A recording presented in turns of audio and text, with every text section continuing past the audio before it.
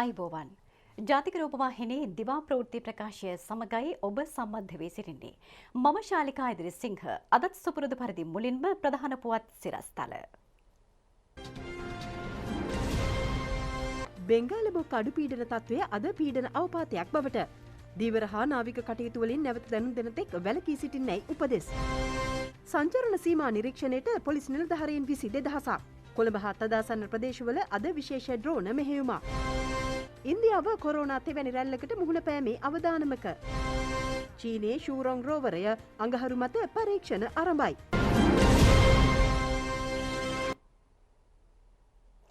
ප්‍රථමයෙන් අවධානය දේශීය පුවත් වෙත. ඊසාන දිග බෙන්ගාල බොක් ආශ්‍රිත මුහුදු ප්‍රදේශයේ සහ දිවෙන වටා මුහුදු ප්‍රදේශය තුළ අද සිට නැවත දැනුම් දෙන තුරු ධීවර සහ නාවික කටයුතු වලින් වැළකී සිටින්නයි කලකුණු විද්‍යා දෙපාර්තමේන්තුව දැනුම් දෙනවා. ඊසාන දිග බෙන්ගාල බොක් ආශ්‍රිත මුහුදු ප්‍රදේශයේ අඩු පීඩන තත්ත්වය අද පීඩන අවපාතයක් බවට පත්වනු ඇති. එය හෙට සුළුකුණාටුවක් බවටත් ඊළඟ පැය 24 තුළ චණ්ඩ සුළුකුණාටුවක් දක්වාත් වර්ධනය වනු ඇති බව කලකුණු විද්‍යා දෙපාර්තමේන්තුව පෙන්වා දෙනවා. මෙම පද්ධතිය උතුරට බරව වයඹ දිසාවට ගමන් කර 26 වැනි දින බටහිර බෙන්ගාල වෙරළ වෙත ගමන් කිරීමට බොහෝ දුරට ඉඩ ඇතැයි කාලගුණ නිවේදනයේ සඳහන්. මන්නාරම සිට කොළඹ සහ ගාල්ල හරහා හම්බන්තොට දක්වා වන මුහුදු ප්‍රදේශවල විටින් විට වැසි හෝ ගිගුරුම් සහිත වැසි හෝ ඇති විය හැකියි. ඇතැම් ස්ථානවලට තද වැසි අපේක්ෂා කරනවා. නිරිත දෙසින් හමන දිවයින වටා මුහුදු ප්‍රදේශවල සුළඟේ වේගය පැයට කිලෝමීටර 30ත් 40ත් පමණ වනු ඇති. අයහපත් කාලගුණය පිළිබඳ අනතුරු එංගවීම් නිකුත් කිරීමත් සමග ගාල්ල ප්‍රදේශයේ දීවරයෙන් මුහුදු යෑමෙන් වැළකී දීවර යාත්‍රා ආරක්ෂිත ලෙස නැංගුරම්ලා තිබෙනවා. ඍජු බලපෑම තියෙන්නේ දිවයින අවට තියෙන මේ බෙන්ගාල බොක්කේ උතුරු අන්දමන් දූපත් වල තියෙන ගැඹුරු මුහුදු තීරය කුණාටුව හේතු කොටගෙන දිවයිනේ බස්නාහිර වෙරළබඩ තීරයට ඔබ්බෙන් තියෙන ගැඹුරු මුහුද සහ නොගැඹුරු මුහුද වලත් නිර්තිදික කොටසේ තියෙන ගැඹුරු සහ නොගැඹුරු මුහුදු තීරවලත් සුළඟේ වේගයේ වැඩිවීම සහ වර්ෂාවේ වැඩිවීම ඇති වෙන්න හැකියාවක් තියෙනවා. මුහුදු රළ ඉහළ යෑමේ තත්ත්වයන් සහ මුහුද රළු වීමේ හැකියාවන් තියෙනවා. ඉතින් මේ නිසා දීවර හා නායක ප්‍රජාව මේ පිළිබඳ අවධානය යොමු කරන්න කියන එක අපි විශේෂයෙන්ම එම දීවර හා නායක කටයුතු වල දෙන්නන්ගෙන් ඉල්ලා සිටිනවා. නිර්තදිග මෝසම් කාලගුණ තත්ත්වය දිවයින හරහා ක්‍රමයෙන් අස්ථාපනය වෙමින් පවතිනවා. බස්නාහිර සබරගමුව මධ්‍යම වයඹ සහ දකුණු යන පළාත්වල විටින් විට වැසි හෝ ගිගුරුම් සහිත වැසි හෝ ඇති විය හැකියි. බස්නාහිර සබරගමුව යන පළාත් හා ගාල්ල සහ මාතර යන දිස්ත්‍රික්කවල තම ස්ථානයන්හි මිලිමීටර 45ක පමණ තද වැසි ඇති විය හැකි බවද කාලගුණ නිවේදනයේ දැක්වෙනවා. දිවයින තුල සුළං හමන රටාව ප්‍රධාන වශයෙන්ම නීති දිශාවෙන් හමන්නේ සුළඟේ වේගයේ වැඩිවීම සහ වර්ෂාවේ වැඩිවීම ඉදිරි දින කිහිපය විශේෂයෙන්ම 24, 25, 26 වගේ දිනයන් වල නීති දිග කොටසේ වර්ෂාපතනයේ වැඩිවීමක් අපේක්ෂා කරනවා. සංචරණ සීමා ක්‍රියාත්මක වීම නිරීක්ෂණයට පොලිස් නිලධාරීන් 22,000ක් යොදවනු ලැබ සිටිනවා. පොලිසිය සඳහන් කළේ නිරෝධායන නීති කඩකල 369 දෙනෙකු ඊයේ අත්අඩංගුවට ගත් බවයි. දිවයිනටම බලපැවැත්වෙන සංචරණ සීමා යලි පනවනු ලැබුවේ ඉකුත් 21 වන දින රාත්‍රියේ 11 සිටයි. එය ලබන 25 අලුයම 4 දක්වා ක්‍රියාත්මකයි. බස්නාහිර පළාතෙන් පිටතට යන වාහන හා පුද්ගලයන් පිළිබඳ පරීක්ෂා කිරීම සඳහා මාර්ග බාධක 14ක් යොදවා තිබෙනවා. නිරෝධායන නීති කඩ කරන්නන් සොයා අද කොළඹ නගරය හා තදාසන්න ප්‍රදේශවල විශේෂ ඩ්‍රෝන මෙහෙයුමක් ක්‍රියාත්මක බව පොලිසිය පවසනවා.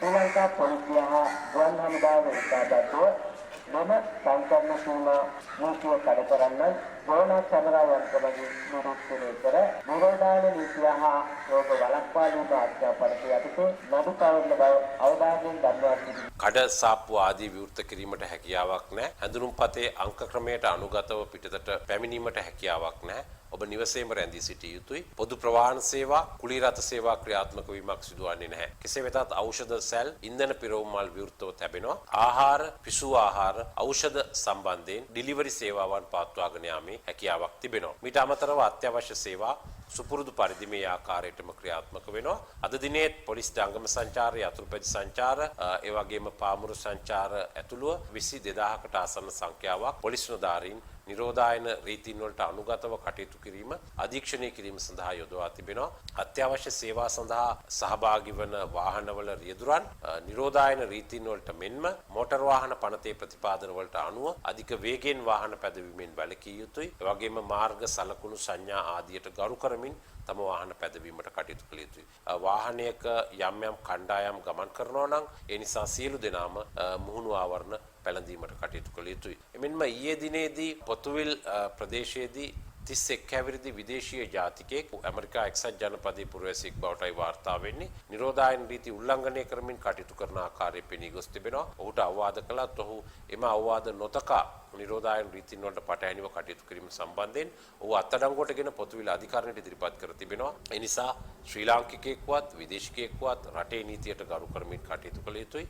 නිරන්තරයෙන්ම අපි අවදියෙන් සිටිනවා. අද දිනේදීත් ඉදිරි සංචරණ සීමා ක්‍රියාත්මක වන දිනවලදීත් නිරෝධායන රීතීන් වලට ජනතාව අනුගතව කටයුතු කරන්නේදයි සොයා බැලීම සඳහා සංචරණ සීමා කාල සීමාවේ වැඩිමිලට අලෙවි කිරීම සඳහා කැප්පෙටිපොළ නගරයේ නිවසක් තුල ගබඩා කර තිබූ මත්පැන් බෝතල් තොගයක් සොයා ගැනීමට වැලිමඩ පොලිසිය සමත්ව තිබෙනවා.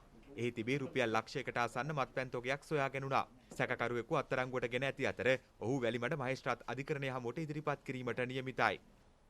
හාලියල පොලිසිය දිගල්ල ප්‍රදේශයේ සංචරණ නීතිද උල්ලංඝනය කරමින් වැඩිමිලට මත්ද්‍රව්‍ය අලෙවි කරන ලද ස්ථානයක් වටලා සැකකරුවෙකු අත්අඩංගුවට ගෙන තිබෙනවා. ඔහු බදුල්ල මහේස්ත්‍රාත් අධිකරණයට ඉදිරිපත් කිරීමට නියමිතයි.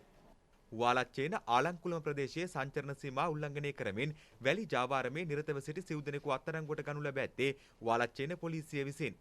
ට්‍රැක්ටර් රථ 4ක්ද පොලිස් බහරයට ගැනුණා. සැකකරුවන් වාලච්චේන මහේස්ත්‍රාත් අධිකරණයට ඉදිරිපත් කිරීමට නියමිතයි. පොළොන්නරුව දිස්ත්‍රික්කයේ සහල් මෝල් සියල්ලම අත්‍යවශ්‍ය සේවාවක් ලෙස සලකා අඛණ්ඩව පවත්වාගෙන යාමට දිස්ත්‍රික් ලේකම් WA ධර්මසිරි මහතා උපදෙස් දී තිබෙනවා. ඒ නිසි සෞඛ්‍ය ක්‍රමවේදවලට අනුගතවයි.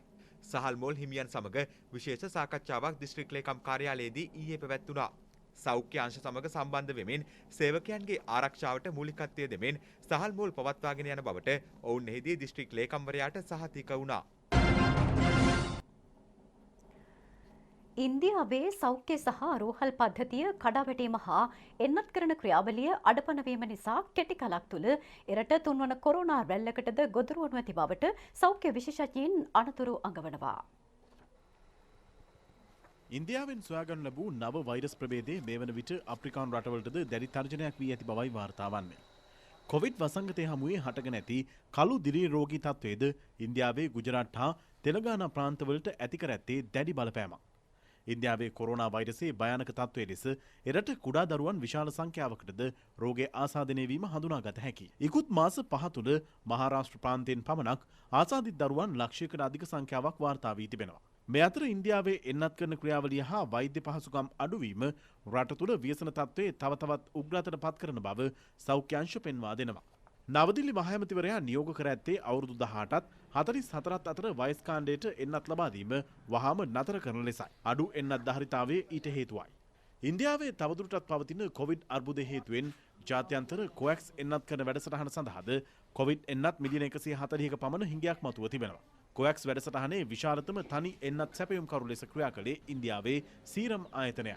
මාර්තු මාස එරට අපනයනයේ අත්හිටුවීමත් සමග ආයතනයේ පෙර සැලසුම් කර තිබූ එකදු නැවගත කිරීමක් හෝ සිදු කර නොමැති බවයි වාර්තා වන්නේ. මේ තත්ත්වය මත ජූනි අගවන විට මාත්‍රා හිඟේ මිලියන 190 දක්වා වර්ධනය විය හැකි බව ලෝක සෞඛ්‍ය සංවිධානය පවසනවා. එක්සත් රාජධානියෙන් පසුගිය දිනවල වාර්තා වූ ඉන්දිය නව කොරෝනා වෛරසය මේ වන විට අප්‍රිකාව තුළද පැතිර යමින් පවතින බව වාර්තා වනවා. මෙම නව ප්‍රභේදයේ ව්‍යාප්ත වීමත් සමග එරට ආසාද්‍යයන්ගේ සංඛ්‍යාව හා මරණ සංඛ්‍යාව ශීඝ්‍රයෙන් වර්ධනය විය හැකි බවට සෞඛ්‍ය අංශ අනතුරු අඟවනවා. ඔවුන් පවසන්නේ මෙම ප්‍රභේදය මේ වන විට කෙන්යාව, දකුණු අප්‍රිකාව, මොරොක්කෝ ඇතුළු රටවල් 20කට අධික සංඛ්‍යාවක සොයාගෙන ඇති බවයි. CDC වාර්තාවලට අනුව පසුගිය මාසයේ එම කලාපයේ කොරෝනා මරණ සංඛ්‍යාව 4%කින් ඉහළ ගොස් තිබෙනවා. කොවිඩ්-19 ප්‍රතිශක්තිකරණ වැඩසටහන යටතේ කොවිෂීල්ඩ් එන්නතේ දෙවැනි මාත්‍රාව සහ සයිනෝෆාර්ම් එන්නතේ පළමු මාත්‍රාව ලබා දීම අඛණ්ඩව ක්‍රියාත්මකයි. එම එන්නත් ඊයේ 12 දෙනෙකුට ලබා දී තිබෙනවා. කොවිෂීල්ඩ් එන්නතේ දෙවැනි මාත්‍රාව ඊයේ ලබා දුන් පිරිසට 5600 දෙනෙකු ඇතුළත්. ඒ අනුව එහි දෙවැනි මාත්‍රාව ලබාගෙන ඇති සමස්ත පිරිස 3,25,796 දෙනෙක්. සයිනෝෆාර්ම් එන්නතේ පළමු මාත්‍රාව ඊයේ 10,412 දෙනෙකුට ලබා දී තිබෙනවා. එම එන්නත ලබාගෙන ඇති සමස්ත පිරිසට 5,11,905 දෙනෙකු අයත්. COVID-19 රෝගය වැළඳුණු 2,909 දෙනෙකු ඊයේ හඳුනා ගැනුණා. මේ අතර පූර්ණ සුවය ලැබූ තවත් 1,635 දෙනෙකු රෝහල් වලින් ඊයේ පිටව ගියා. COVID-19 පුද්ගල මරණ 46ක් ඊයේ වාර්තා වුණා. ඒ මරණ සිදුව ඇත්තේ මැයි 16 සිට 22 දක්වා කාල සීමාවෙදී. ඔවුන්ගෙන් 20 දෙනෙකු වයස අවුරුදු 71 ඉක්ම වූ පුද්ගලයන්. 13 දෙනෙකු අවුරුදු 61ත් 70ත් අතර වයස්වල පසු වූ අයයි.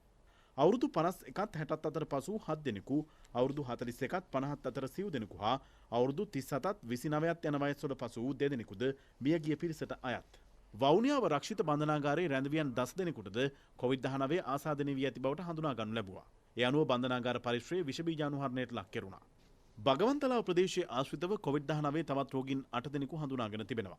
ඒ හුදකලා කර ඇති මේ ප්‍රදේශයේ තේවතු ආශ්‍රිතව කටයුතු කළ පුද්ගලයන්ගේ සිදු කළ PCR පරීක්ෂණවලින් ආගරපතන ඩයගම රජයේ සත්ව ගොවිපලේ සේවකයන් 36 දෙනෙකුටද COVID-19 ආසාදනය වී ඇති බවට හඳුනාගත් බව ලිඳුල සෞඛ්‍ය වෛද්‍ය නිලධාරී ජගත් අබේගුණරත්න මහතා සඳහන් කළා.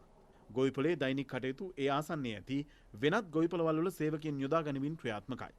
යුද හමුදාව ඉතා කෙටි කාල සීමාවක් තුන ඇදන් 20000ක් සහ නව අතරමැදි ප්‍රතිකාර මධ්‍යස්ථාන 112කට අධික සංඛ්‍යාවක් දිවයින පුරා ස්ථාපනයට පියවරගෙන තිබෙනවා. ඒ ක්‍රියාත්මක වන්නේ යුද හමුදාපති ජෙනරාල් ශවෙන්ද්‍ර සිල්වා මහතාගේ අධීක්ෂණය යටතේ. මේ වන විට ඇඳ ඇතිටලි සහ කොට්ට 60000කට අධික ප්‍රමාණයක් සකස් කර අවසන්. අනුරාධපුර දිස්ත්‍රික්කයේ COVID-19 රෝගීන්ට පහසුකම් සැපීම පිළිබඳ සොයා බැලීමට උතුරු මැද පළාත් ආණ්ඩුකාර මහිපාල හේරත් මහතා එම ප්‍රතිකාර මධ්‍යස්ථාන වෙත පැමිණියා. ඔයා මඩුව දැයට කිරුළ භූමියේ ගොඩනැගිලි 3ක්ද COVID ප්‍රතිකාර මධ්‍යස්ථානයක් බවට පත් කිරීමට නියමිතයි. උතුරු පළාතේ යවුණ සමාජ සම්මේලනයේ COVID රෝගීන් සඳහා ඇඳන් 400ක් සකස් කර සෞඛ්‍ය අංශ වෙත බාර දුන්නා. පුලතිසිපුර ප්‍රජා සංවර්ධන අරමුදල වැලිකන්ද COVID අතරමැදි ප්‍රතිකාර මධ්‍යස්ථානයට අවශ්‍ය උපකරණ මිලදී ගැනීම සඳහා රුපියල් 5,50,000ක මුදලක් පරිත්‍යාග කළා. ඒ රාජ්‍ය අමාත්‍ය රොෂාන් රණසිංහ මහතාගේ ඉල්ලීමකට අනුවයි. පූජ්‍ය දේවගල පඤ්ඤාසිය හිමියන් විසින් එම මුදල පොළොන්නරුව මහරෝහල වෙත ඊයේ බාර දෙනු ලැබුවා. පොළොන්නරුව රාජකීය විද්‍යාලයේ ආදිශිෂ්‍ය සංගමයේ හිඟුරක්ගොඩේ මූලික රෝහලේ COVID ප්‍රතිකාර මධ්‍යස්ථානයට අවශ්‍ය උපකරණ රැසක් ලබා දී තිබෙනවා.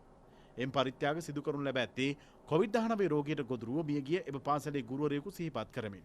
උපකරණ තොගේ රෝහලේ වෛද්‍ය අධිකාරී ජයනාත් දිසානායක මහතා වෙත බාර දෙනු ලැබුවා. කොවිඩ් වසංගතය නිසා නිවෙස්වල සිට වෙසක් මංගල්‍ය සමරන සැදැහැවතුන් වෙනුවෙන් බතික් වෙසක් කෝඩුවක් හඳුන්වා දීම පසුගියදා සිදු කෙරුණා. එය අග්‍රාමාත්‍ය මහින්ද රාජපක්ෂ මැතිතුමාට පිළිගන්නු ලැබුවේ බතික් අත්‍යන්තර රෙදි සහ දේශීය ඇඟලුම් රාජ්‍ය අමාත්‍ය දයාසිරි ජයසේකර මහතා විසින්. වෙසක් සැරසිලි නව්‍ය හා දේශීය මුහුණුවරකට හඳුන්වා දෙමින් ජාතික මුවස්තර මධ්‍යස්ථානයේ නිමවා ඇති මෙම නිර්මාණය රාජ්‍ය අමාත්‍ය දයාසිරි ජයසේකර මහතාගේ සංකල්පයක්. දේශීය අමුද්‍රව්‍ය හා සංස්කෘතික සම්ප්‍රදායන්ට අනුව බතික් මෝස්තර සඳහා නව ප්‍රවණතාවක් බිහි කිරීම වෙනුවෙන් මෙම වැඩසටහන ක්‍රියාත්මකයි. නිවෙස්වල සිට වෙසක් මංගල්‍ය සමරන සැදැහැවතුන් වෙනුවෙන් කළ මෙම නිර්මාණය අග්‍රාමාත්‍යවරයාගේ ඇගයීමට ලක් වුණා. කොවිඩ් වසංගතයේ හේතුවෙන් වෙසක් දිනය නිවසට සීමා වී සමරන ලෙස මහාචාර්ය පූජ්‍ය ඉන්දුරාගාරේ ධම්මරතන හිමියන් සදහවතුන්ගෙන් ඉල්ලා සිටිනවා. උන්වහන්සේ අවධාරණය කරන්නේ වසංගතය පාලනය කර ගැනීමට සියලු දෙනා විශේෂ කැපකිරීමකින් ක්‍රියා කළ යුතු බවයි. අපි හිතනවා වෙසක් කියන්නේ තොරන්, වෙසක් කියන්නේ දන්සැල්, වෙසක් කියලා කියන්නේ එළියට බහැලා ඇවිදින ක්‍රියාකාරකම් කියලා. එහෙම නෑ. වෙසක් කියලා කියන්නේ පින්කම් කරන කාලයක්. මේ වෙසක් කාලේ අපිට ගෙදර ඉඳලා පින්කම් කරන්න පුළුවන්. ගෙදර ඉඳලා අපිට පුංචි පහේ වෙසක් කූඩුවක් එල්ලන්න බැරි කමක් නෑ ප්‍රදර්ශනාත්මකව. ඊට අමතරව ලෝකවාසී සත්වයන්ට මේ වසංගත රෝගය බෝ නොවේවා කියලා තමා පරිස්සම් වෙන්න පුළුවන්. ඒ වගේම රටවාසීන් හැටියට අපිට වගවීමක් තියෙනවා. රටේ ජනතාව බෝ නොවන තැනටපත් කරන්න මේ කොවිඩ් වසංගතය. ඒ වසංගතයෙන් තමා බේරෙනවා විතරක් නෙමෙයි අනේකාට බෝ නොවීමටද වගවීම අපට පැවරී ඇති වගකීමක්. ඉතින් ඒක නිසා ඒ බව තේරුම් අරගෙන නිවෙස් වලටම වෙලා නිවෙසේ ඉඳගෙන මේ ක්‍රියාකාරකම්හි නියුක්ත වෙන ලෙසත් පවුලේ සමාජිකයන් සමග එකට එකතු වෙලා සතුට. නැවතත් ඔබ ජාතික රූපවාහිනී දිවා ප්‍රවෘත්ති සමග තරුණයේ ශක්තිය කැපවීම එකමුතුකම සහ ධෛර්ය හේතුවෙන් ශ්‍රී ලංකාව දිනින් දින ශක්තිමත්ව නැගී සිටිමින් නවලවට පියනගමින් පවතින බව අමාත්‍ය නාමල් රාජපක්ෂ මහතා පවසනවා. ජයග්‍රහණයේදී මෙන්ම පරාජයේදීද ජීවිතයේ විඳිමින් මෙරට තාරුණ්‍ය ඉතිහාසයේ සිටම මාතෘ භූමියේ අවශ්‍යතාව වෙනුවෙන් කැප වී තිබෙනවා. තරුණ හා ක්‍රීඩා අමාත්‍ය නාමල් රාජපක්ෂ මහතා මේ බව සඳහන් කරන්නේ අදට යෙදී ඇති ජාතික තරුණ දිනය වෙනුවෙන් විශේෂ පණිවිඩයක් නිකුත් කරමින්. 1983 මැයි 23 වෙනි දින කොළඹ බණ්ඩාරනායක අනුස්මරණ ජාත්‍යන්තර සම්මන්ත්‍රණ ශාලාවේදී ශ්‍රී ලංකා යෞවන සමාජ සම්මේලනයේ නිල වශයෙන් ස්ථාපනය සිහි කරමින් 1999 වසරේ සිට මෙම දිනය සමරනු ලබනවා. තරුණ පරපුරේ වටිනාකම නිවැරදිව හඳුනා නොගත් ඇතැම් යුග තරුණ ජීවිත අහිමි කරමින් අඳුරින් වැසී ගිය බව අමාත්‍ය නාමල් රාජපක්ෂ මහතා සිය පණිවිඩයේ සඳහන් කරනවා. ජීවිතයේ වටිනාම කාලය බුද්ධියට ඉඩදී කටයුතු කිරීම තුළින් තමාගේ මෙන්ම රටේ අනාගතයේද බැබළවීමේ ඉඩ ප්‍රස්තාව උදා කරගත හැකියි. ඒ අනුව ආදර්ශමත් තරුණ තරුණියන් ලෙස ඉදිරියට පැමිණ රටේ වගකීම බාරගත යුතු බව අමාත්‍යවරයා ජාතික තරුණ දින පණිවිඩයෙන් අවධාරණය කරනවා. රටපුරා විසිර සිටින තරුණ තරුණියන්ගේ නව අදහස්වලට සවන් දෙමින් ඔවුන්ගේ දැක්ම රටේ දැක්ම සමග යාවත්කාලීන කිරීම සඳහා මැදිහත් වීමට අවස්ථාවක් ලැබීම තමා ලැබූ භාග්‍යයක් බවද අමාත්‍යවරයා කියා සිටිනවා. තාරුණ්‍යයේ ශක්තිය විදහා පෑ මෑතකාලීන හොඳම උදාහරණය කොවිඩ්-19 වසංගතයේ හමුවේ පීඩාවට පත් ජනතාව වෙනුවෙන් පෙරට ආතාරුණ්‍යයි. දකුණු ආසියාවේ විශාලතම ස්වේච්ඡා සංවිධානය ලෙස ශ්‍රී ලංකා යෞවන සමාජ සම්මේලනයේ ජාතික තරුණ සේවා සභාවේ මැදිහත් වීම යටතේ දින 10න් ඇඳන් දසදහසක් අභියෝගය යථාර්ථයක් කර තිබෙනවා. රට තුළ වර්තමානයේ පවතින ලේ හිඟයට පිළියමක් ලෙස ලේ පරිත්‍යාග කිරීමේ ජාතික සත්කාරයක්ද ක්‍රියාත්මකයි. රටක දියුණුවට තාරුණ්‍යයේ දායකත්වය අත්‍යවශ්‍ය වන වාසීම ඔවුන් තරුණ ව්‍යවසායකයන් ලෙස නගා සිටුවමින් නවලොව වෙත කැඳවාගෙන යාම සිය අභිප්‍රායයි. ජාතික තරුණ සේවා සභාව තරුණ දිනයට සමගාමීව අද යං කතා සංවාදය නමින් වැඩසටහනක්ද ආරම්භ කරනවා. අමාත්‍ය නාමල් රාජපක්ෂ මහතා ජාති ආගම් භේද දුරලා තමා සමග ඉදිරියට යාමට මෙරට තාරුණ්‍යයට සිය පණිවිඩයෙන් ආරාධනා කරනවා. පන්නල මැල්ලවලාන ප්‍රදේශයේ ස්ථාන කිහිපයක කාබනික පොහොර නිෂ්පාදනය මේ දිනවල සාර්ථකව ක්‍රියාත්මකයි. එම පොහොර යොදා ගනිමින් සිදු කෙරෙන වගාවන්ද අත්කරගෙන ඇත්තේ ඉහළ ප්‍රගතියක්. රාජ්‍ය අමාත්‍ය මොහන් ප්‍රියදර්ශන මහතා ඊයේ එම ස්ථානවල නිරීක්ෂණ චාරිකාවක නිරත වුණා. ඔහු කියා සිටියේ ගොවිතැනින් ඉහළ අස්වැන්නක් ලබා ගැනීම සඳහා කාබනික පොහොර කෙටි කාලීනව නිෂ්පාදනය කිරීමේ නව ක්‍රමවේදයන් පිළිබඳව සිය අවධානය යොමු වී ඇති බවයි. දිවයින පුරා ස්ථාපනය කර ඇති ගොවිජන සේවා මධ්‍යස්ථාන 562ක් ආවරණය වන පරිදි පොහොර නිෂ්පාදනය පිළිබඳව ගොවින් හා අදාළ නිලධාරීන් දැනුවත් කිරීමේ වැඩසටහනක් ආරම්භ කරන බවද රාජ්‍ය අමාත්‍යවරයා ප්‍රකාශ කළා. පොහොර නිෂ්පාදන සහ සැපයුම් රසායනික පොහොර හා කෘමිනාශක භාවිත නියාමන අමාත්‍යාංශයේ ලේකම් නිහාල් රණසිංහ මහතා ඇතුළු නිලධාරීන් පිරිසක්ද නිරීක්ෂණ චාරිකාවට එක්ව සිටියා. වවුනියාව පුදූර් ප්‍රදේශයේ වගුරකට වැටි අසාධ්‍ය තත්වයට පත්ව සිටින ඇතෙකු බේරා ගැනීම සඳහා වන්‍ය ආරක්ෂක සේනා මුලස්ථානයේ සහ රාජ්‍යායතන කිහිපයක් දැඩි ප්‍රයත්නයක නිරත වෙමින් සිටිනවා.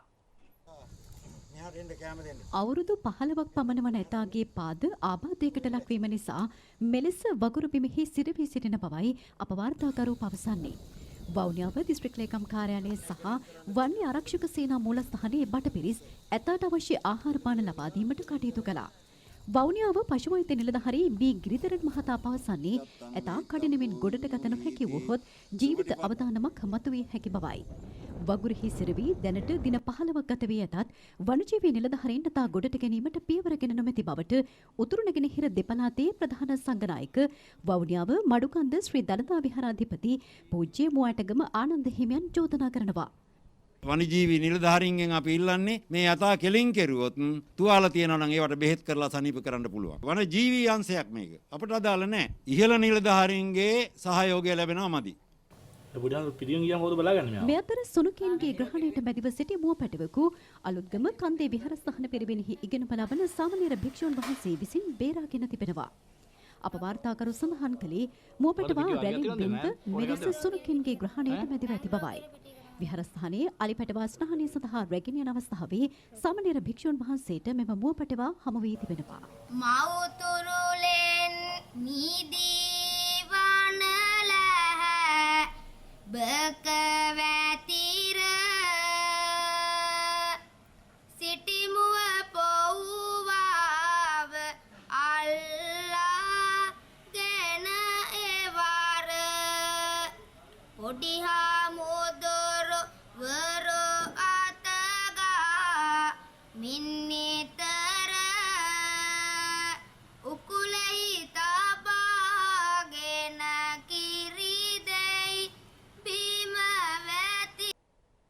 එත් සමග අපගේ දිවා ප්‍රවෘත්ති ප්‍රකාශයෙන් මින් සමාප්තයි. රාත්‍රී 8ට ප්‍රධාන ප්‍රවෘත්ති විකාශය බලාපොරොත්තු වන්න. ආයුබෝවන්.